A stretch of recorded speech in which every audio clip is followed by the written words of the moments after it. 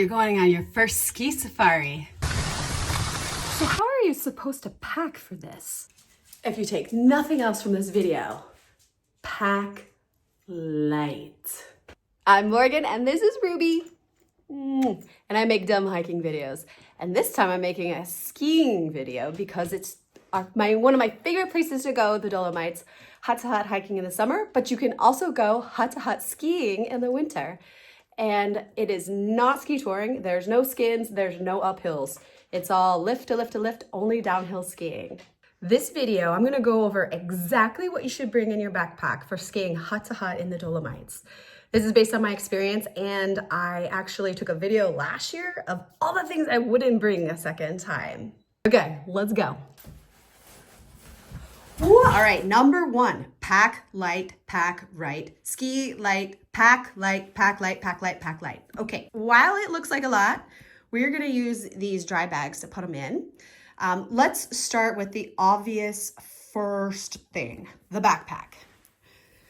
Okay, so this is an Ortavox, which is my favorite brand actually, for both hiking and skiing. I don't actually have the snowboard ski specific one. They do have those if you prefer. I am not a super aggressive skier, so I find the mountaineering version to be good enough for me. What is essential though on the pack that you get, if you're a crazy skier, you may need to try something else, but the Dolomites aren't really known for crazy skiing. They are more lifestyle. So you need an adjustable hip belt. As you can see here, there's all kinds of nice adjustments. And then when you put it on the front, you're gonna want two things. First, that it has some kind of whistle in it for an emergency, or you have to carry one. And that it has this shoulder strap adjustment. So you can see here, you can move it up and down and then tighten it across. And that way, when you're skiing, your backpack molds to your back and it's not a big deal. I have chosen a 28 liter. I would go smaller, but my other dog actually ate he ate a hole. I had left some beef jerky in here one time and he actually ate a hole through the water bottle holder on the other side. So 18 usually should be enough. I'm just using my backup of the 28. And that is a Traverse mountaineering backpack. Ortavox has all kinds, right? Okay, so starting with the pack, most important, and it fits you and your body. All right, so the things that you're gonna wear, obviously, are gonna be some kind of undershirt. So I have a merino wool t-shirt with ventilation here, and I love it. I will always wear merino wool against my skin because it wicks, it keeps you warm and it keeps you cool. And it doesn't stink so bad. I might actually bring one spare. It's in the wash right now. So I'll be wearing one and I'll keep one spare in my backpack. And for the ladies, a sports bra, of course. I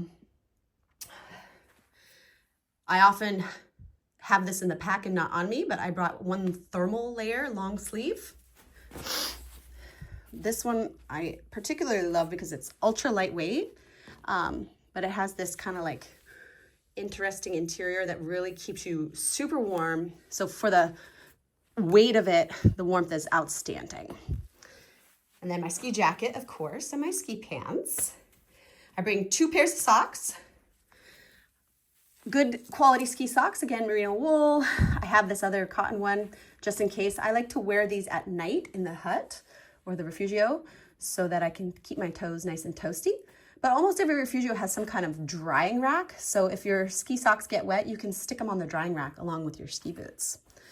And we're going 4 days, so I have 4 sets of underwear. And moving on up, I bring 1 pair of mountaineering gloves because my hands usually get too hot. But just in case of really bad weather, I bring 1 pair of ski mittens, my helmet, I bring goggles, and I bring really good sunglasses for skiing because, again, most of the time I'm too hot with these. So I will actually just wear my Oakleys instead. And then I bring a neck warmer.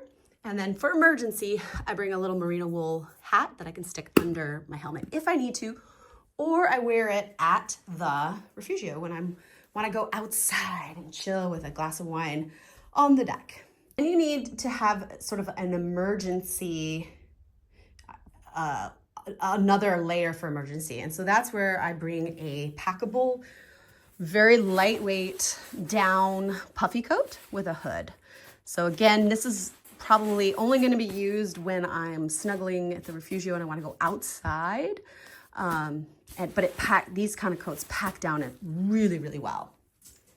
For the nighttime, because you get there around 4 o'clock usually, and you've got several hours to chill at the hut, you'll have a community dinner, usually around 7. So often there's like 2 or 3 hours where you're just chilling and hanging out.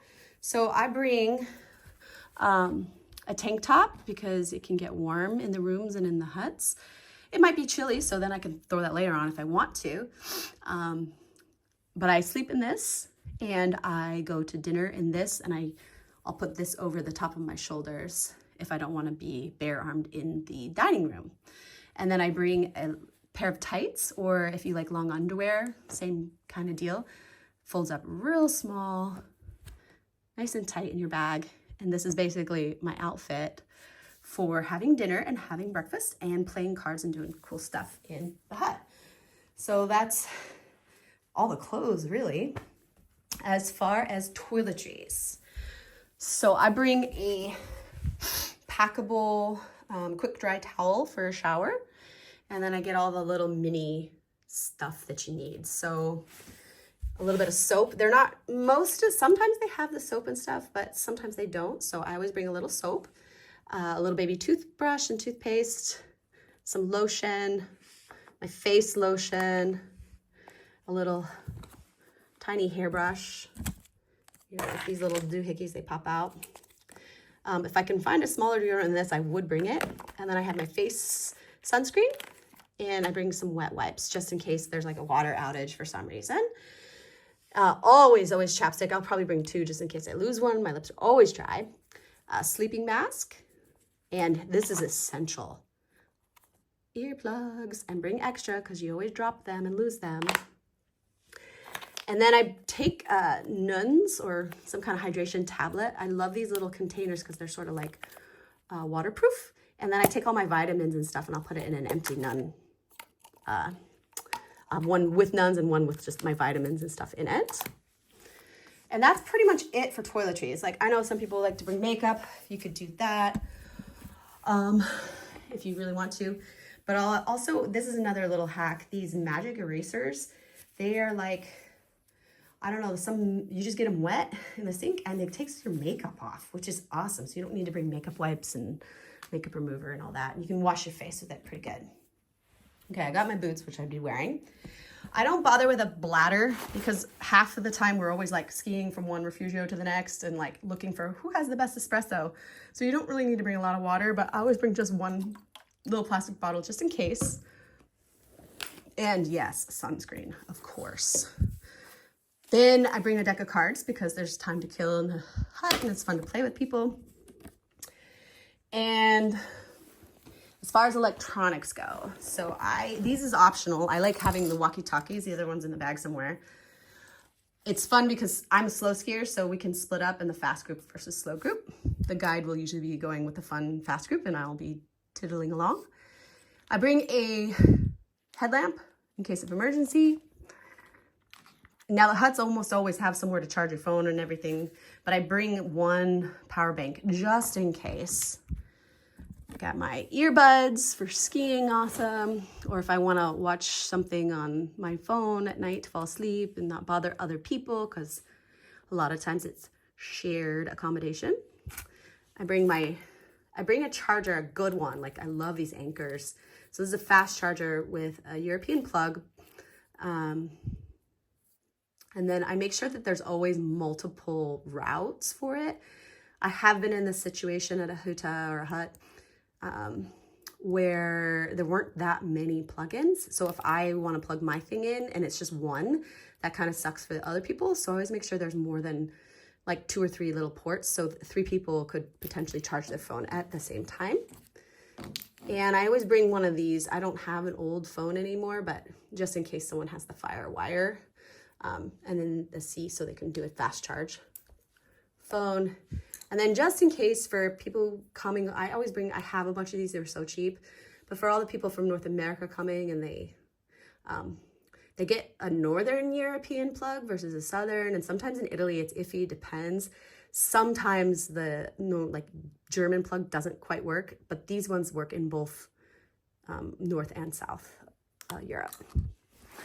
Okay, leaving this, so I bring 2 dry bags, one to put my electronics in, and then the other dry bag, I actually use it to compress everything like it is a packing cube. It works pretty much just the same, and it makes my backpack way more manageable, and I can push everything down low in the backpack so my backpack isn't swinging around. And finally, we have the first aid kit. So, never leave home without ibuprofen and extra, because you're gonna hopefully save someone's day if you have it for them. I bring a wrap in case of a sprain.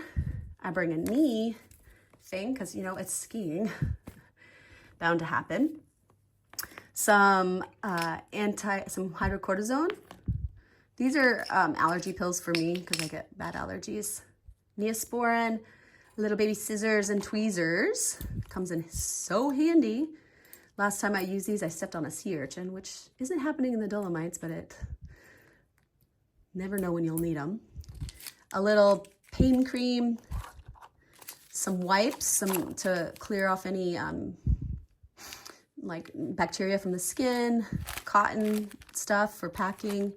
And then I have this just sort of like mix of Band-Aids.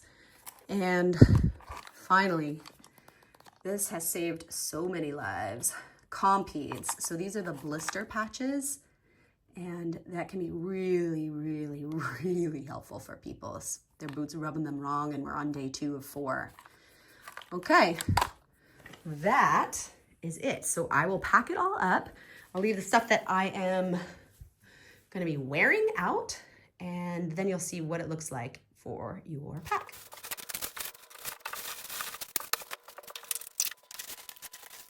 I hope this video helps you pack light and not get overburdened with a huge backpack on a ski safari in the Dolomites. If you like this video, watch this next one where I show the hidden valley where you get pulled by horses in a sleigh.